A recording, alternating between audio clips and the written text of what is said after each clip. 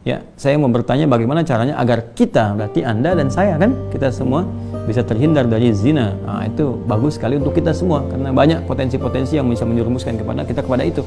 Ya, baik misalnya dari zina mata, zina telinga, zina mata melihat hal-hal yang nggak pantas untuk dilihat, ya, kebiasaan-kebiasaan yang buruk, kemudian zina telinga mendengar kalimat-kalimat yang kotor yang mengarahkan pada hasrat seksual pada tempat yang tidak benar.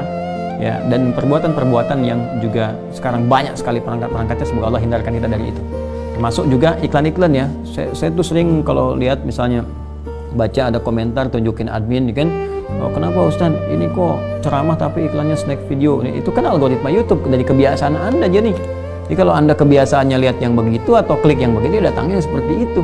Jadi kalau Anda kliknya misalnya yang baik-baik ya, atau iklannya muncul ketika ada, itu kan dari kebiasaan Anda buka kan itu algoritmanya tersusun dengan kebiasaan kita buka laman apa dan sebagainya. Jadi Anda sendiri sebetulnya yang mengkreasikan itu. Jadi mengkoreksi untuk membuka sesuatu itu yang benar sehingga nggak datang iklan-iklan yang nggak diharapkan gitu kan. Baik. Lalu apakah kalau ada ini si fulan atau fulan yang bertobat dosa zina yang lalu bisa diampuni? Insya Allah. Bahkan jelas ayatnya. Quran surah ke-39 ya, Az-Zumar ayat 53, dan ini kan turun ketika ada seorang yang ingin bertobat dari dosanya ya, dan ini dosa besar gitu kan, bahkan ada ayat menyebutkan dari zina. Ya, apa yang disampaikan Allah di sini? Qul ya ibadiyalladzina asrafu ala anfusihim la taqnatu min rahmatillah. Ya, innallaha yaghfiru dzunuba jami'an. Ya, wahai hamba-hambaku, masih disebut hamba, dianggap hamba, diaku hamba oleh Allah Subhanahu wa taala. Ya, kata Allah, "Hei hamba-hambaku," katakan Muhammad SAW kepada hamba-hambaku yang israf berlebihan. Jadi israf itu udah standar tertinggi dalam dosa ya. Jadi ada khata, nanti ada afu pasangannya, ada dzambun, ada ghafir pasangannya. Ghafir Quran surah ke-40 misalnya ayat 3, ghafirid dzambi wa qabilit taubi. Kemudian ada naik lagi dzunubun, ada ghafar pasangannya seperti surat Nuh ayat 10, faqultu astaghfiru rabbakum innahu kana ghaffar. Ada ghafur. Kalau naik lagi dzunubun ma'a zulmi, jadi khata'un, dzambun, dzunubun ma'a zulmi pasangannya ghafur, kemudian israf pasangannya rahim. Ya, israf pasangannya apa? Rahim. Makanya disatukan di Al-Baqarah ayat 286 kan, Rabbana la tu'akhidna in nasina aw akhtana khata', Rabbana wa la tahmil 'alaina isran kama hamaltahu 'alal ladzina min qablina. Itu dzambun dan dzunubun ma'a zulmi. Rabbana wa la tuhammilna ma la taqata lana bih, seperti israf. Wa'fu 'anna al-'afwu waghfir lana, ghafir, ghaffar dan ghafur, warhamna rahim. Nah, tingkat tertinggi ini dosa-dosa besar, seperti zina kan dosa besar. Yang membunuh dosa besar. Maka kata Allah, "Qul ya ibadiyalladzina asrafu 'ala anfusihim," hai hamba-hambaku yang pernah berbuat israf. Mungkin ada sebagian yang pernah zina, pernah membunuh, dosa-dosa besar, ya, pernah korupsi, mau tobat dan sebagainya. Masya Allah, ya, alhamdulillah dia mau tobat, mau kembali karena mungkin doa orang tuanya, doa sekitarnya, kesadaran dirinya, dan kemudian la taqnatu min rahmatillah, jangan putus asa dari rahmat Allah Subhanahu wa taala.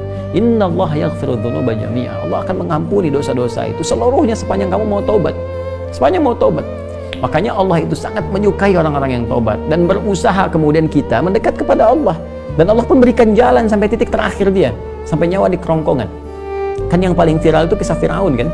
Ya, Firaun, Allah menerapkan keadilan, memberikan contoh kepada kita. Ini Firaun, Firaunnya, ya, yang merasa paling kuasa, hobi bunuh orang dan sebagainya, zalim dia, masih diberikan kesempatan untuk tobat dengan diberikan bimbingan dari dua nabi. Kurang apa coba Musa dengan Harun?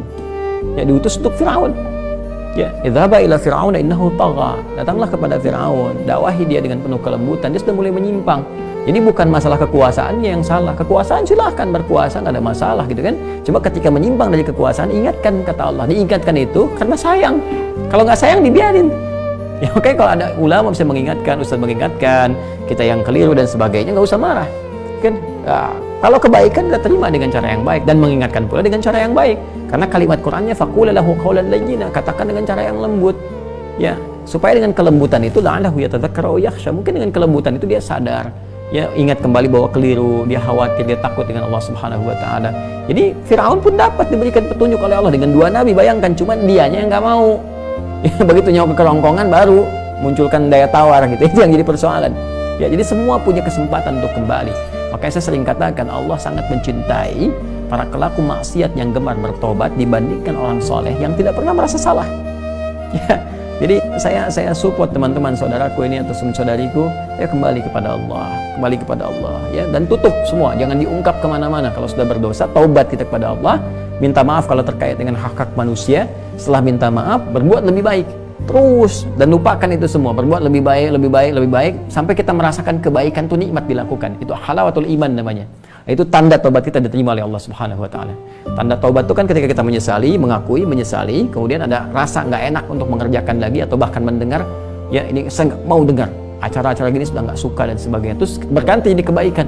Nonton yang bagus-bagus, bacaan yang baik, enak sholat dan sebagainya. Itu tanda taubat kita diterima oleh Allah Subhanahu wa taala. Ya, jadi di sini saya kira semua punya kesempatan yang sama untuk menjadi baik, untuk dimuliakan oleh Allah Subhanahu wa taala, dan tidak sungkan kita mendoakan setiap orang termasuk diri kita sendiri, yang untuk selalu berusaha konsisten pada nilai-nilai kebaikan.